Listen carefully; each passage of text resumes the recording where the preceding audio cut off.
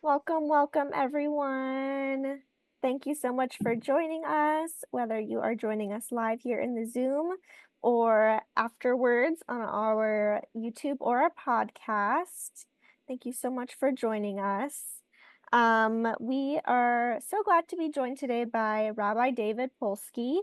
He is an Orthodox rabbi, educator, and Kashrut professional living in Southfield, Michigan with his wife and two children. His main research interest is the interaction between Halakhah and social justice. He published 2 articles in the Lehrhaus making a Halakhah case for police accountability, and his article on water access and Halakhah will be published in a book on Jews and progressivism. He's in the process of writing an article making a case against the starvation of Gaza. He received his ordination from Yeshiva University. So with that, Rabbi David, welcome. All right. Thank you very much, Emma. Thank you for coordinating, and thank you, Rabbi Shmuley. Okay. So let's get into it. So this year is going to have 2 parts. So the first part, which was what this year was advertised for, is the prohibition of enclosure. The prohibition, as we're going to be learning about, of enclosing an enemy on all sides. So we're going to be learning in the background about that. So we were originally supposed to focus on that, but considering the severe humanitarian situation in Gaza, and also the allegations that Israel has been starving the people of Gaza for various reasons. So, and just considering the humanitarian situation, so we agreed to also include the component of starvation. Also, I should just mention that I'm writing these, submitting these, both of these articles separately, like for publication, and so I'm going to be, in order to fit both topics, I'm cutting a bit out. But we'll learn as much as we can over the next few minutes. Okay, we're close to an hour. Okay, so first we need some background. So in order to get, so the background is the 2 types of wars. There's both, so the 2 types of wars are, and again, excuse my Ashkenazis, Melachas Rishus, right? A war, an optional war or war of choice. So that was well, actually, well, I guess I'll read a source in a moment, but basically conquering another country by choice, or something like that. So that is not applicable anymore. But actually, I'll read the source 1. Actually, well, the second line where it says, well, okay, so Eina melech nocham tchila ela milchemes mitzvah. So that has to do with entering the land, etc. But okay, but now this is the important part where we get into the definitions of milchemes rishos and milchemes mitzvah. So the ezohi milchemes mitzvah. So what's a commanded war? Zo milchemes shiva amimim u milchemes amalek. So we have one type is the milchemes mitzvah of the people of Israel when entering the land of Canaan, entering Eretz Israel. So they conquering those nations, and also the war against Amalek. But the other type is defensive war. So the Rambam says, the Ezras Yisrael miyad tzor sheba alehem. So that's language of defensive wars. So literally, the saving the people of Israel from the hands of an enemy that has come upon them. Now, there's lots of discussion about precise, like what the Rambam is doing in terms of the parameters with regard to what about preemptive wars, etc. That's not for now. But this is Rambam's language with regard to defensive wars. So we have 2 types. We have within defensive wars. I mean, we have the wars against the 7 nations and Amalek. So those don't really apply anymore. Just defensive wars. Now, I should also mention that there's an important difference between between defensive wars and those other two types of milchemes mitzvah. So I should just mention also that the only time that milchemes mitzvah, as you'll see in source 2, but really the only time that that defensive wars are mentioned in the Talmud at all is in both the Bavli and Yerushalmi towards the end of Sota, where it gets into that language. I'm not going to go through it right now, but you'll see it in source 2. But all the other sources, the Midrash Halakhah, etc., the classic rabbinic sources never actually mention defensive wars. And so again, you'll keep that in the back of your minds. Okay, all right. Now I should mention. Okay, so now there's an important distinction between defensive wars and the wars against the Seven Nations and Amalek. So the difference is, as you'll see in source 3, again, I'm just summarizing that with regard to the Seven Nations and Amalek, there, at least again, obviously there's moral questions about it, etc. But with regard to the Seven Nations Seven Nations, the Torah says lo sechaya kol neshama, that don't leave a single soul alive. Again, obviously there's ethical questions about that. That's for another shiur. Hopefully, Rabbi Shmuley will schedule that, whether by me or someone else. But that's for another time. But either way, Lo sechaya kol neshama is just is basically theoretically supposed to be wiping out everyone within the Seven Nations, and the same with regard to Amalek. But there is no such idea with regard to defensive wars. Okay, so keep that in the back of your minds, because that is a very important halachic introduction. Okay, now we're going to get to the actual prohibition of enclosure. So it comes from a few parshios ago, and Parshas Matos, where the Bnei Israel are commanded to take vengeance against the people of Midian, and in the context of that, we have source 4, where it says Vayitzbe'u al Midian kashir tiva Hashem es Moshe vayihargu kol zachar. They killed every single male, but the beginning of the verse, says they took. I think this was like the GPS, I believe, translates it as they took the field, or they went into battle. It's not really totally clear what Vayitzbe'u al Minyan is, but basically they went into battle in some way against the Midianites, just like God commands Moshe. Okay, now, so this is going to be the primary source for the prohibition of enclosure. Okay, so now we get to source 5. Okay, so source 5 says, Vayitzbe'u al Midyan. They went into battle against the Midianites, etc. So at least in this, so this source is taken from Sifrei Bamidbar. Sifrei Bamidbar is the halachic midrash on the Book of Numbers, on Sefer Bamidbar. And so this under the passage on this verse says as follows. So first it says Hikifua midalad ruchoseha. That the first opinion is, in this version of the text, it says they surrounded them on all 4 sides. However, Rabbi Nassan Omer, Nassan lahem ruach revius kedei shevarchu.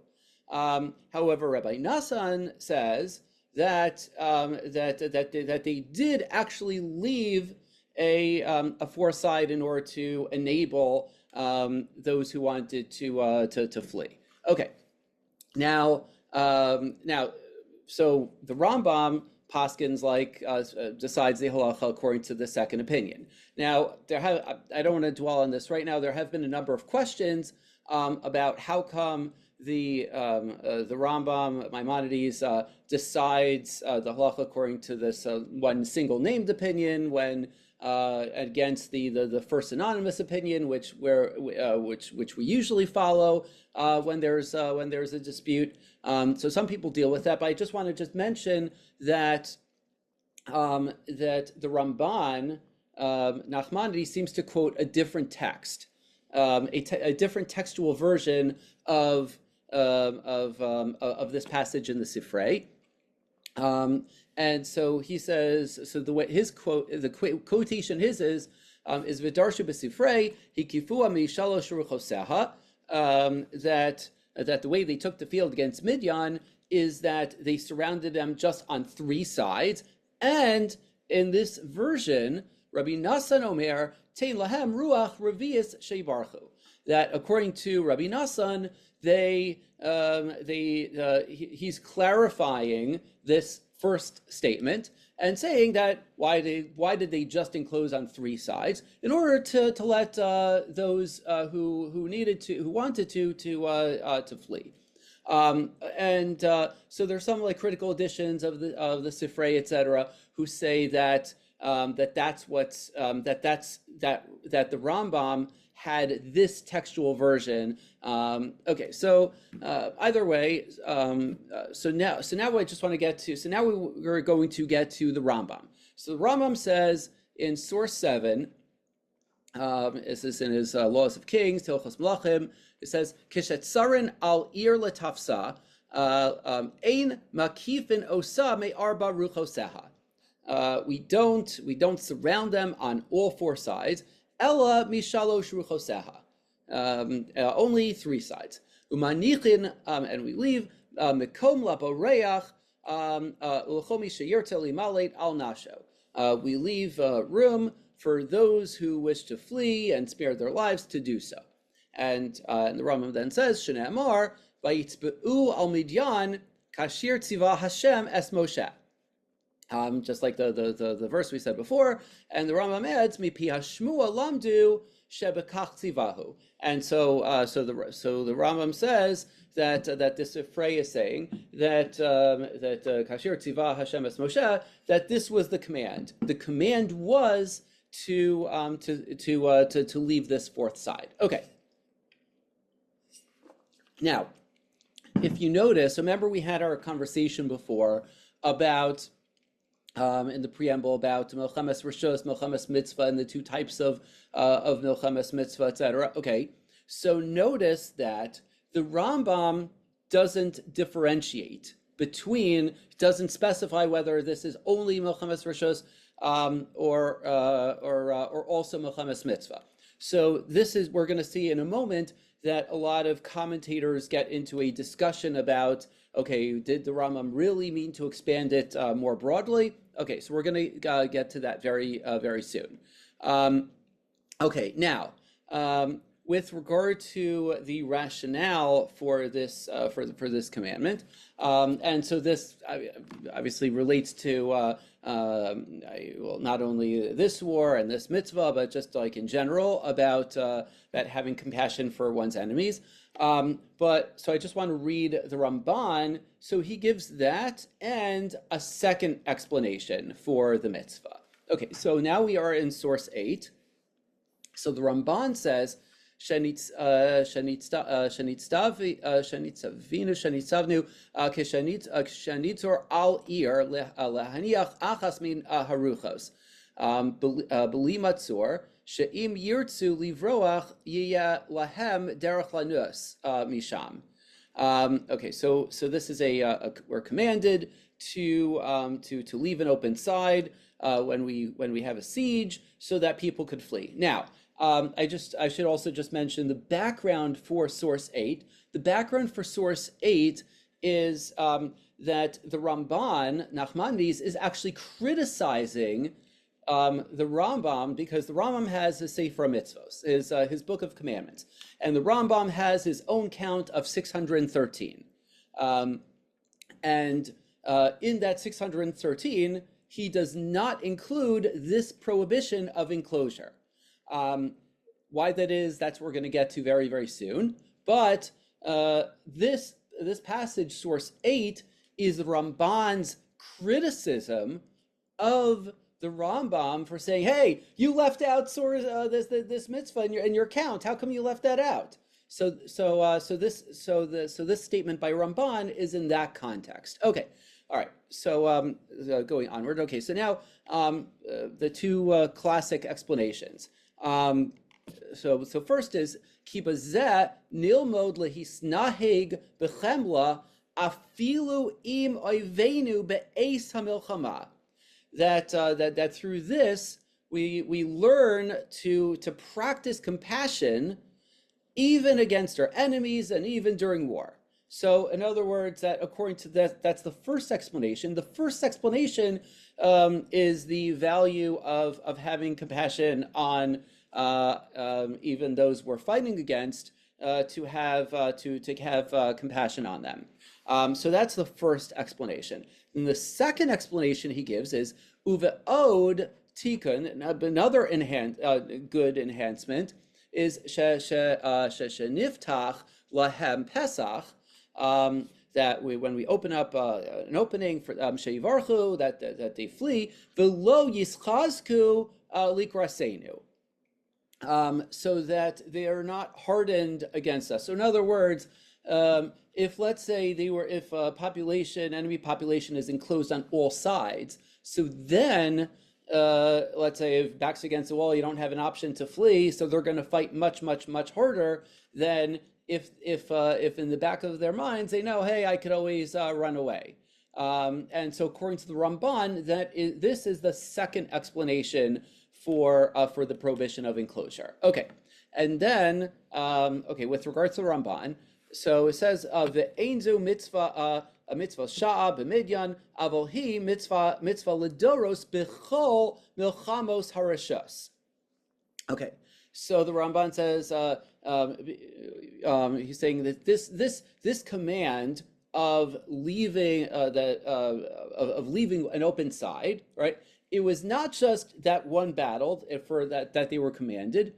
Rather, this is a command for all future wars. Now, notice that the Ramban specifically says "B'chol milchamos harashus," only for optional, voluntary wars. Now, so this is where we get to that introduction that I had at the beginning, because let's say if someone were to conflate. Let's say, all types of milchamos mitzvah, all types of wars,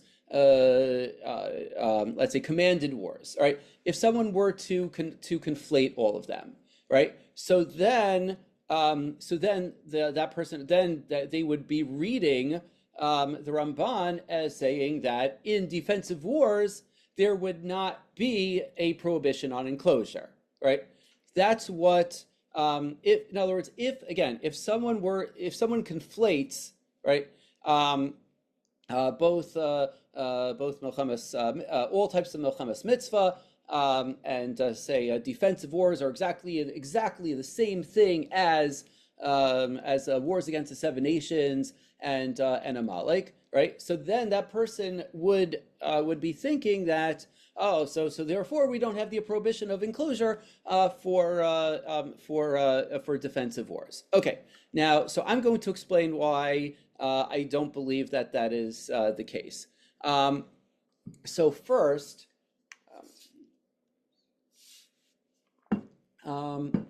since just to make sure I have enough time, I'll just summarize this next source. Okay, so Minchas Chinuch. Minchas Chinuch was a commentary on the Sefer HaChinuch. It's a analytical commentary on the Sefer HaChinuch. Sefer HaChinuch was another similar to the Rambam's Sefer Mitzvos of the book of 613 commandments. So there's also so the Sefer HaChinuch is a more, I guess, expanded version, sort of based on the Rambam's count. For the most part, and so the Sefer Chinuch, so the Minchas Chinuch is a commentary on the Sefer Chinuch. Okay, so the Minchas Chinuch, I think by Rabbi Yosef Babad, so he has a problem with both the Sefer Chinuch. So the Sefer Chinuch mentions this idea of enclosure, and the Sefer Chinuch also says that it is that the prohibition of enclosure is only for milchemes rishos, right? Okay. So Minchas Chinuch is bothered, is astounded by both the Sefer Chinuch and the Ramban. Okay, because his problem is, right, there was a command by Hashem, by God, to wage war against the Midianites, right? So we would assume, all right, that the war against the Midianites was a commanded war.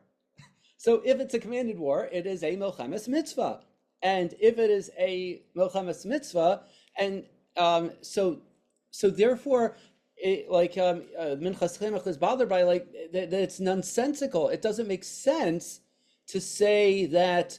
It doesn't make sense to say that that the prohibition of enclosure does not apply to a milchemes mitzvah, because the very source of the prohibition of enclosure was a milchemes mitzvah, the war against the Midianites. So therefore, he just says leaves with B'tzarchian.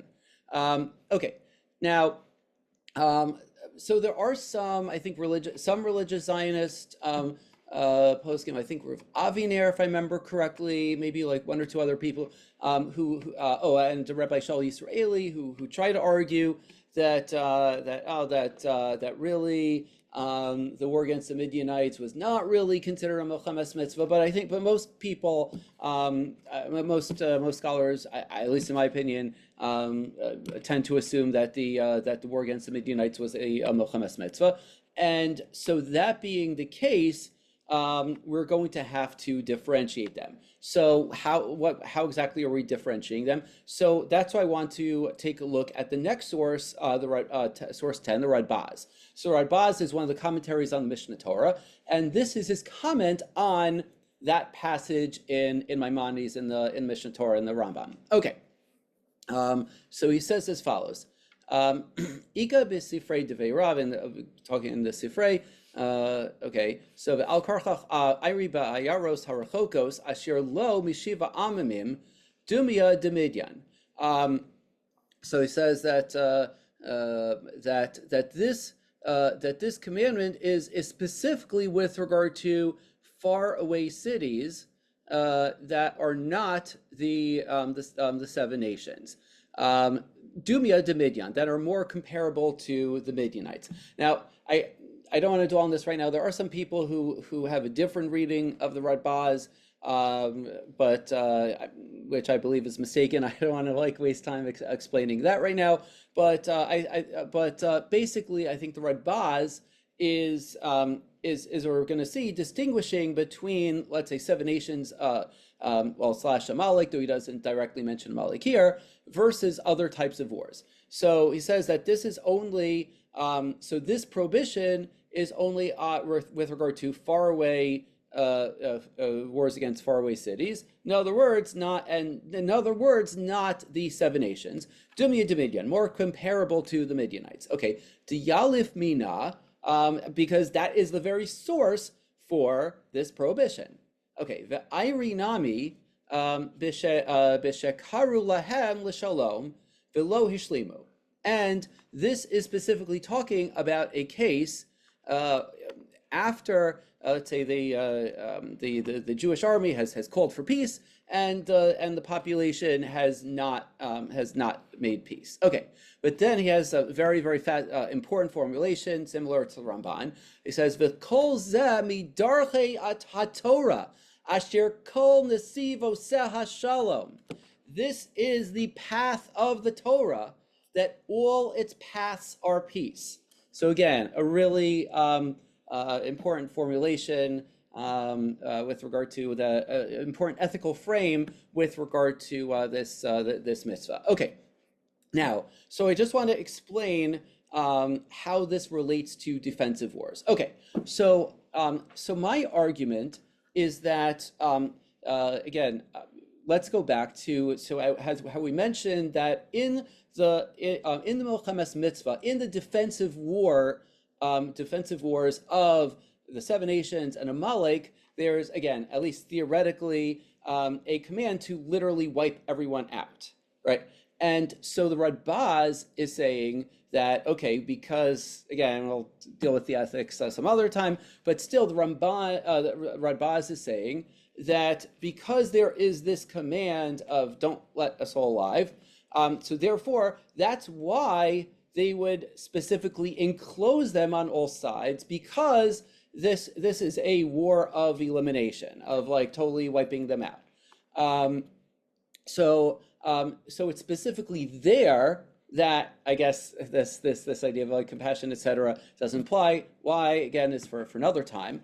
But the important point is that that the reason why enclosure wouldn't apply to that type of milchemes mitzvah is because in a war of like when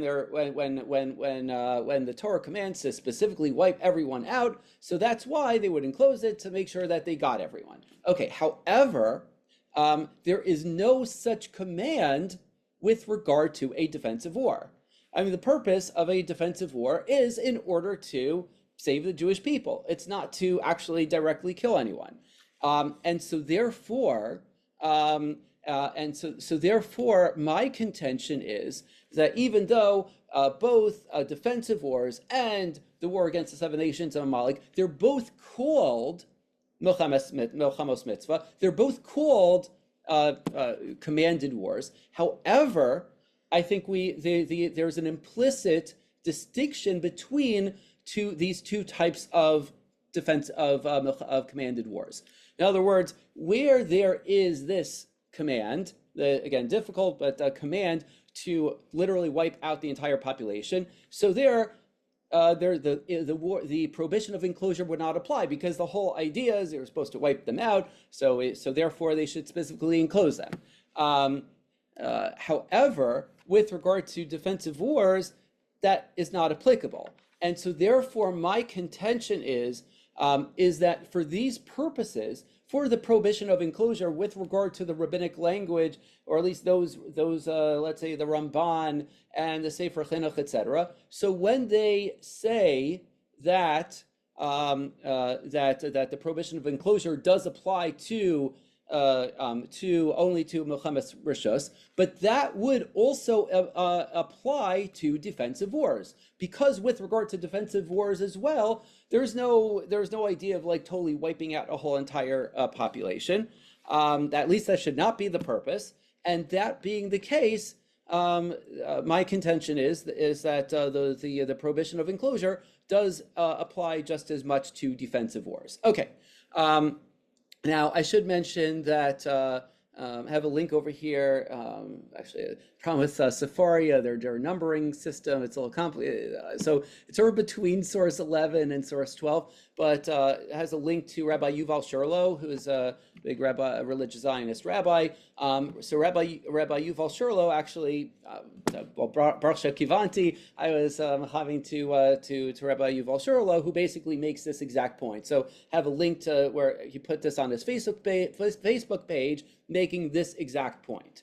Okay, so now I want to move into the time remaining into the issue of starvation.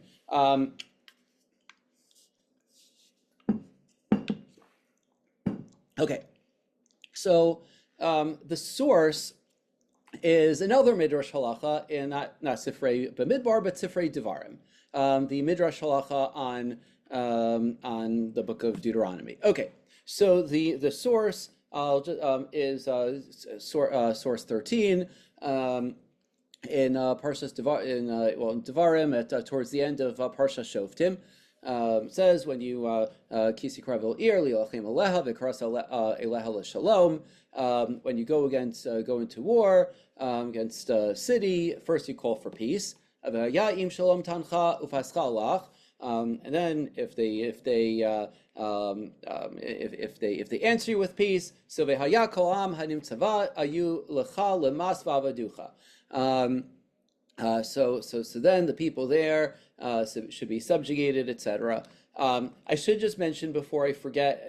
I don't want to spend too much time discussing this, but so there's a fascinating the Chazon Ish. So he says that this idea of of specifically taxing them and subjugating them, that only applies to a people that does not already observe the seven Noahide commandments. However, he says that if a population already observes the seven Noahide commandments, for example, Muslims, so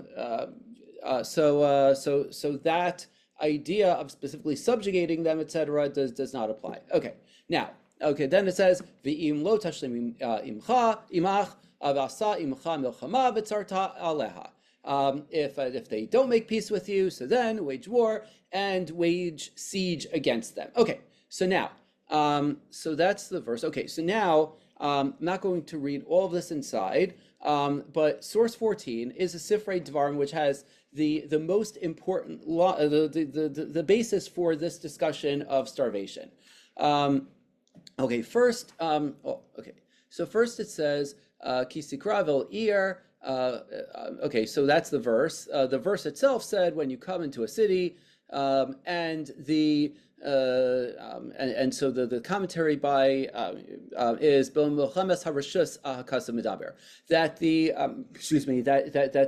this section is specifically talking about an optional voluntary war. Now, again, I want to bring up review what I said a moment ago, that defensive wars are never mentioned in Sifrei Devarim at all. They're never mentioned in Sifrei Bamidbar, etc. The only place was, as I mentioned before, the Gemara in Sota. And so therefore, my contention is that when it says Milchemes Harashus, it does not exclude defensive wars. Rather, it's excluding just the commanded wars of the seven nations and Amalek. But defensive wars would be included in this as well. Okay, now it says, okay, so next line it says to a city, says El Ir, and so the Midrash Halakhah deduces velo lekrach, not to a metropolis. Okay, why? We'll get to that in a moment. And then it says El Ir velo lekfar, to a city and not to a village. Okay, and then it says lilachem aleha, okay, to wage war against them, and the Sifrei Devarim deduces velo lehariva, and not, however, to starve them, velo latzmiya, and not to dehydrate them, velo lehamisa misas tachaluim, and not to cause them death through plague. Okay, so that would on the surface would seem to say that starvation is forbidden. Okay, however, the complication is that a few lines later within the Sifrei Devarim, it seems to say the exact opposite. So after a few lines talking about peace and if they don't make peace, etc., the terms, etc. So at the very, very last line of Sifrei Devarim, then it says V'tzartala, on the verse in Devarim where it says you shall besiege them, right? So there it says Af lehariva, af lehatzmiya, af lehamisa b'misas tachaluim.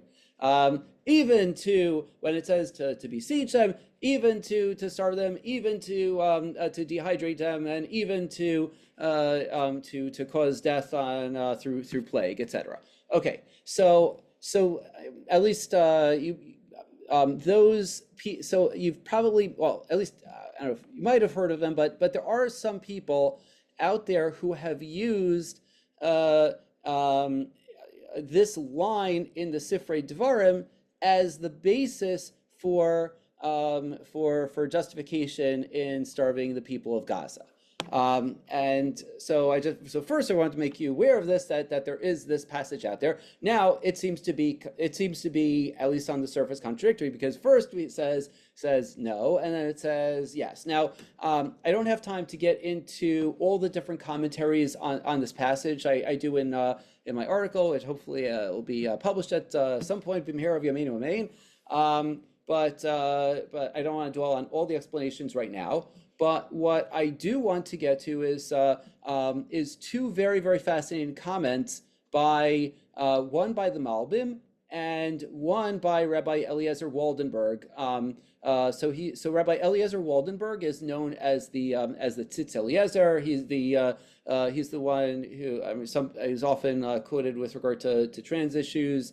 So he wrote a book called Hilchos Medina, The Laws of the State, where he discusses all these different types of issues, etc.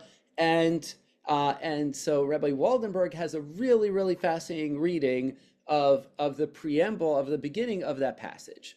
A very, very important qualification. Okay, so let me just find the exact line to start. Okay. Okay. Here we go. So he says, you take a look at my cursor, I don't know if you could see it, but where it says over here, V'im Kain, maybe like 4 or 5 lines down from the top, it says, V'im Kain, Yesh Lefarish Dezeh Shemima'id HaSifrei El Ir V'lo L'krach, El Ir V'lo L'kfar, where the Sifrei says to a city and not a metropolis, right? Krach, again, is much bigger than a city. It's a metropolis. Okay, and El Ir V'lo L'kfar, where the Midrash deduces to a city and not to just a village. Okay, so he says, Ba'alem Ma'id Bazeh, it's the following limitation. Shedafka, specifically El Ir Beinonis, Harashus Biyadcha, Kishelo Hishlima, Latsur Aleha, Lehariva, Latzmia, Lamisa, Bemisas Tachaluim. It's only a middle-sized city that one is allowed to starve and dehydrate, etc. Aval, he says, Aval Bikrach, however, with regard to a metropolis, Asher Yesh Ba Adam Rav, where there's a lot of people. He has a comment in Sanhedrin, Tesvav. Actually, I looked up. I'm not going to get into that right now, but it's not really so clear. He gives he talks, I think, over there around like 1,000, or between 1,000 people and half of a shevet or something like that. But basically, it's not really so clear exactly what his parameters are with regard to the size. But still, where there's a metropolis with a lot of people, all right. So Asur Lahariv, Lahatzmi, Lahamis Kol Hakrach, B'misas Tachaluim. So in other words, he says, when there's a lot of people, when doing so, when it would be such a great amount of people that starving such a great amount of people would cause a humanitarian crisis, etc. So then it's forbidden. And again, I would think, I forgot whether it's like 1.2 million, Rabbi Shmuley, correct me if I'm right, I forgot whether it's 2 million or 1.2 million.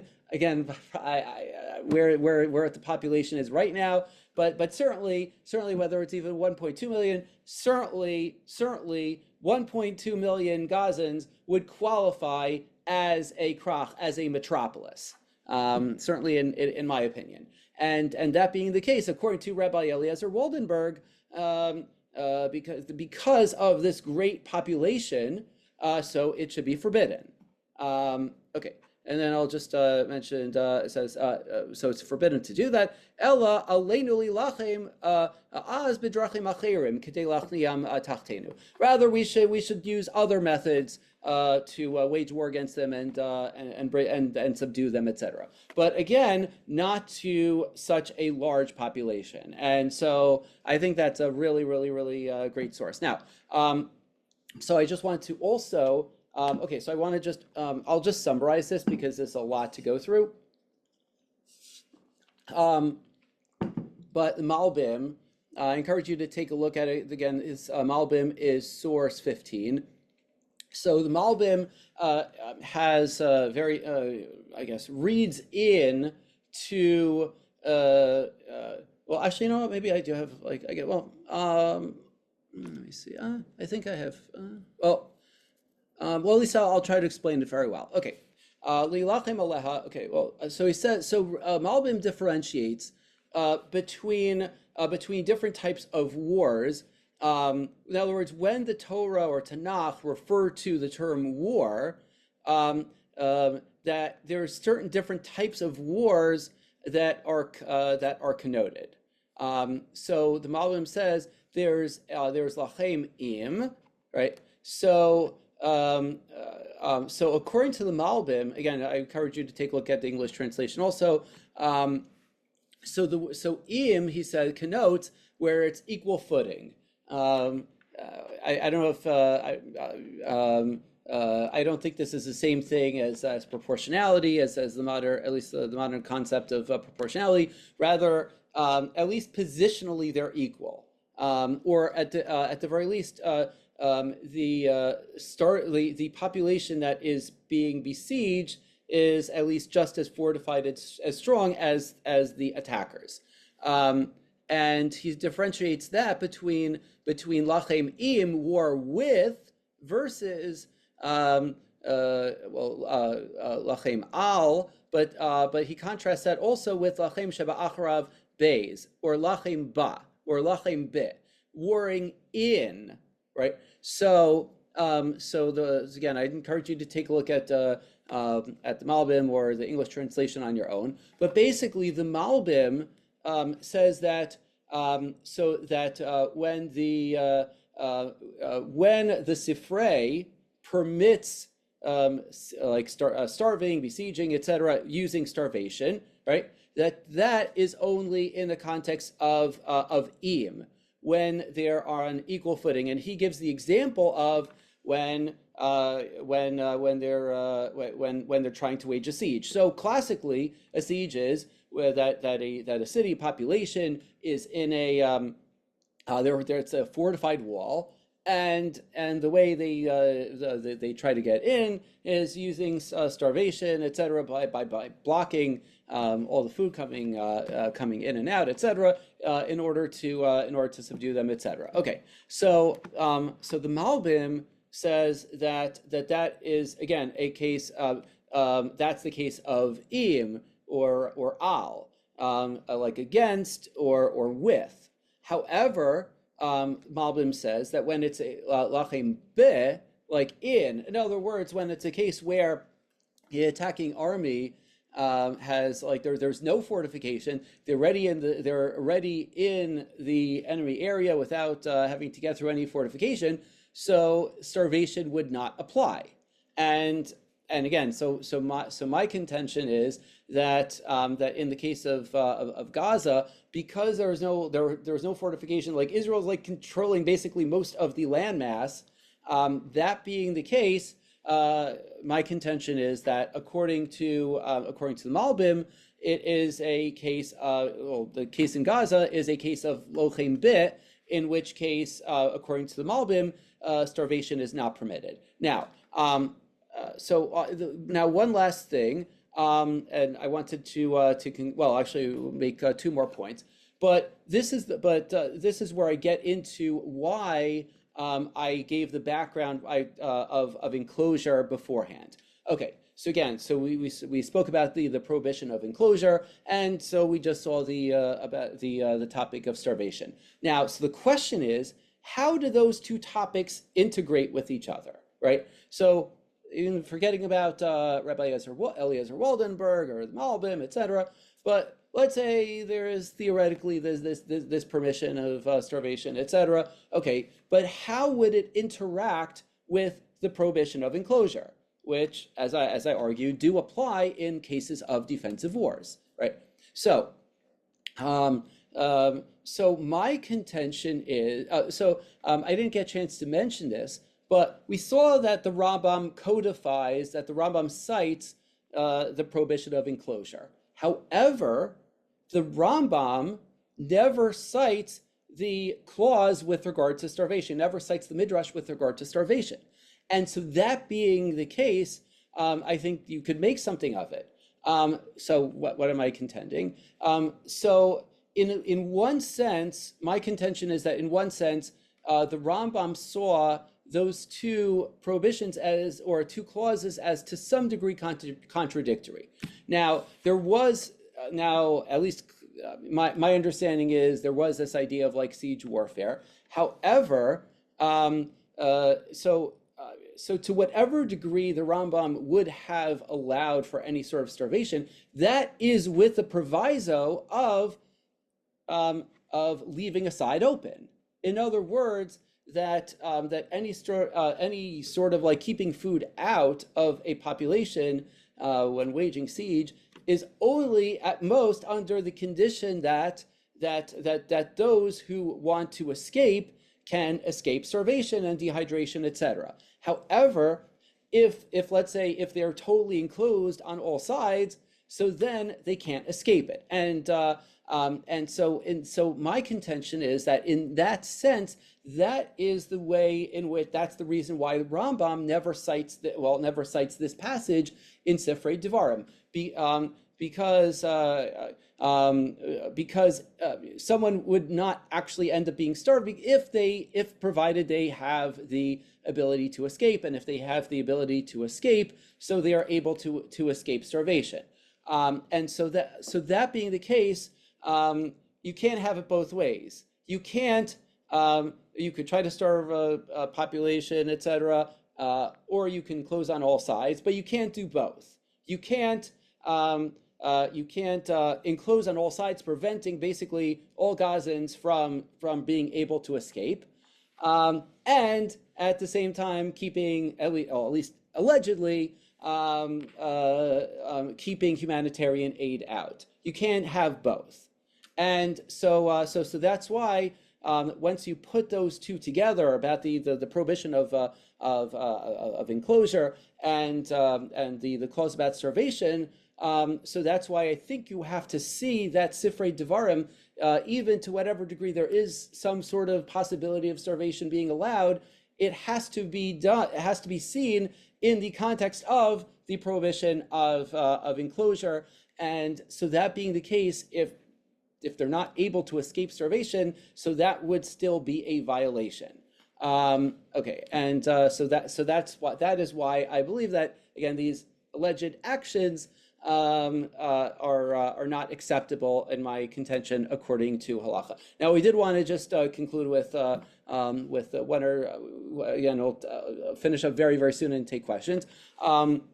One issue is that's been brought up is international law. So I don't want to have so much time to discuss this in depth. So Israel actually was among the few countries that did not sign a treaty, at least an update to the Geneva Convention. That the update that Israel did not sign bans starvation in the practice of war. So Israel did not sign it. However, as I will argue in my article, that I believe that considering that almost every single other country in the world does ban it or has agreed to ban it, so serving a population, I believe that objectively would be considered Chil Hashem, a desecration of God's name. Now, and just one very, very last point before we conclude with questions.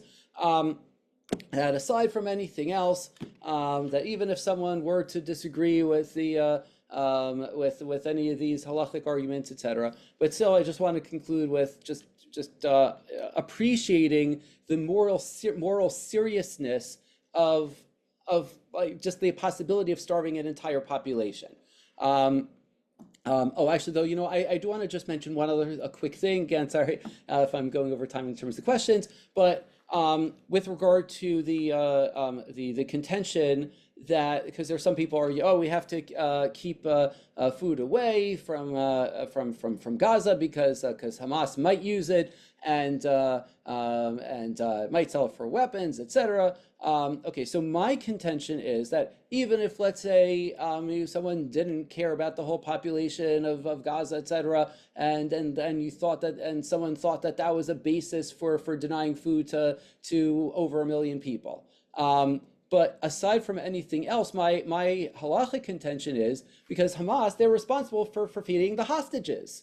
And considering that they're responsible for freeing the hostages, one of the reasons why the hostages are starving, all those pictures that you've seen from the hostages, it's because there's no food coming in. Well, there's not enough food going into Gaza.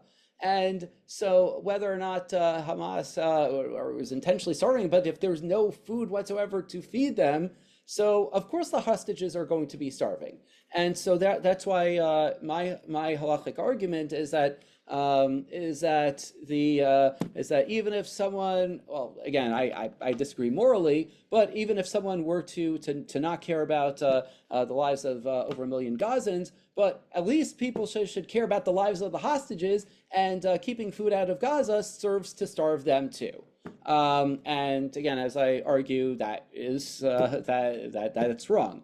Okay, now now I just want to just conclude with one last thing. So at the end of probably I think about well, less than 2 months from now is going to be Yom Kippur, and on Yom Kippur afternoon we read the book of Jonah, and so Jonah is aghast that, oh God, how come you spared the lives of the city of Nineveh, etc. And so in the very, very last verse of the book of Jonah, so Hashem says, how can I not care about when there's so many people? I forgot the exact number. I think 120,000, if I remember correctly. But either way, but still, how can I not care about that population?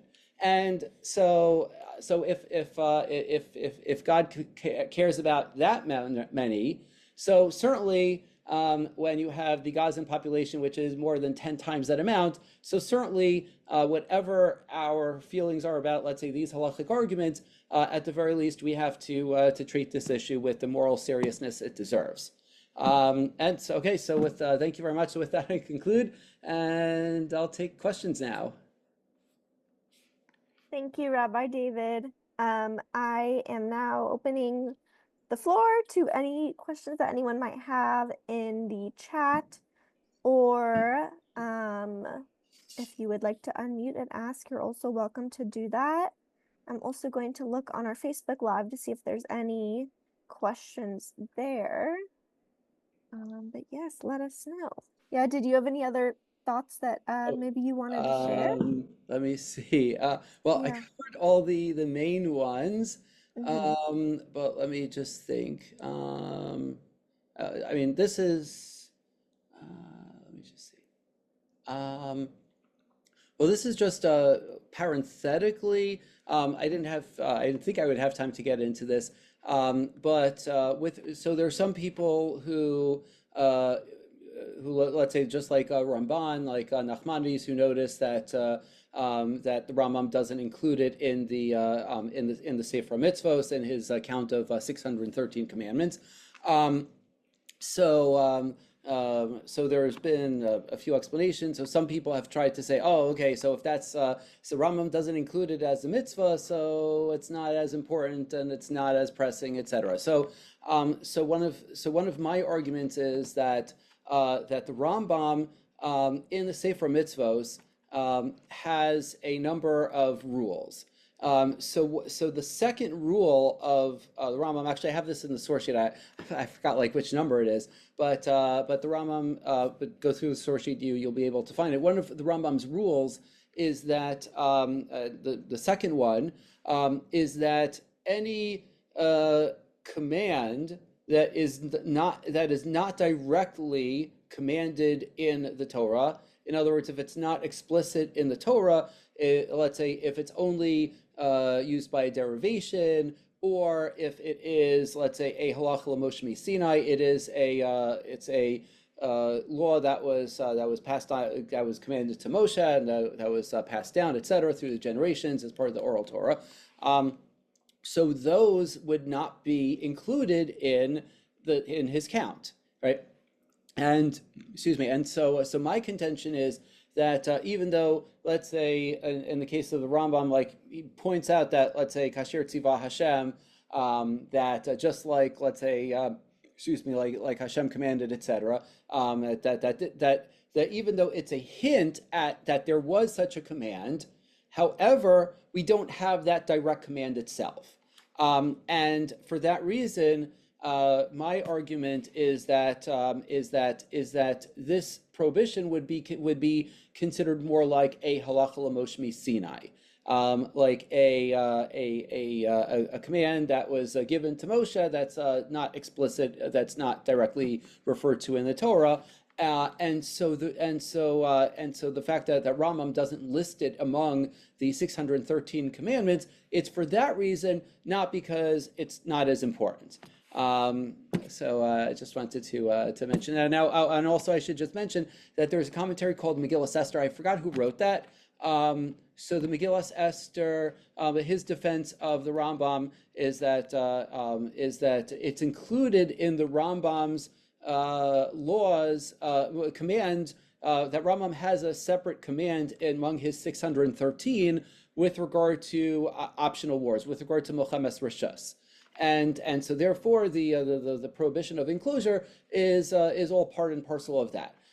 So basically, I mean, I just gave my own answer, but even my contention is that even according to the Megillas Esther, that it's included in Milchemes Rishus, it doesn't mean, in my opinion, to exclude defensive wars. That, as I have argued earlier, so my argument is that because there is no mitzvah in defensive wars to wipe out an entire population, therefore, for the purposes of, let's say, the Megillas Esther and his defense of the Rambam, that being the case, so even according to the Megillas Esther, the prohibition of enclosure should still apply, even according to in his understanding. Okay, all right, that was like a bit of extra lumdus, etc. But okay, I guess I'll just conclude. So again, at the beginning, we saw about the prohibition of enclosure, about enclosing an enemy on all sides, etc. And we took a look. We discussed how it relates to defensive wars, optional wars, etc. And my argument was that it does apply to defensive wars. And then we took a look at the issue of starvation. We noted Rabbi Eliezer Waldenberg, who says that when it's a large population, it doesn't. There's no permission of starvation. We noted the Malbim, who says that if there's outside the case of siege, or when it's like within the city itself, so there's no permission of starvation. And then notice the contradiction between notice the contradiction, at least the conflict between the prohibition of enclosure and the Sifrei Devarim with regard to starvation. So my argument was that to some degree there it's contradictory, but at the very least, to whatever degree starvation is permitted, it's only on the condition of that whoever it is should be allowed to escape it, and to enclose a whole people and not give them the option to escape and just starve them is absolutely wrong. And actually, so I should just conclude by again just echoing the language of Ramban and Radbaz. Let me just go back to that, because I think that's great words to conclude with.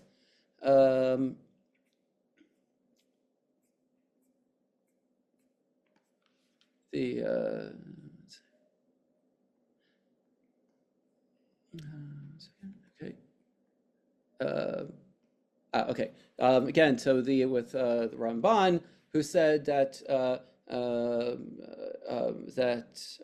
oops, okay, here we go. Ki bazen nilmod lisnahig bechemla afilu im oivenu be'eis hamilchama. That even in times of war, we still have to treat those we're waging war with compassion. And again, the value of peace as a value within the Torah, as echoed by the Radbaz, who says that this idea, this prohibition of enclosure, is v'kol zeh midarchei haTorah asher kol nesivoseh hashalom. That it's part of this idea, this value of the Torah, in which all its paths are peace. So again, so I just want to say, well, hopefully Emir Hashem will be able to have peace, and the hostages will be released, and that also that to whatever degree Gazans have been starved, that they will be enabled to have sufficient food to be able to restore themselves. All right, so thank you very much. Thank you so much, Rabbi David, for giving the class and for your time, and for everyone else for being here this evening. I did just want to let you know about our next class that's coming up with Rabbi Dr. Wendy Zerler. It is going to be about her book, Going Out with Knots, My 2 Kaddish Years of Hebrew Poetry, and it will take place on September 30th. So the link to register will be wherever this video is posted. And also, if you are a Jewish college student or you know a Jewish college student, let them know about our fall fellowship. And the link to learn more about that will also be wherever this video is posted. Thank you so much, everyone. Have a great day.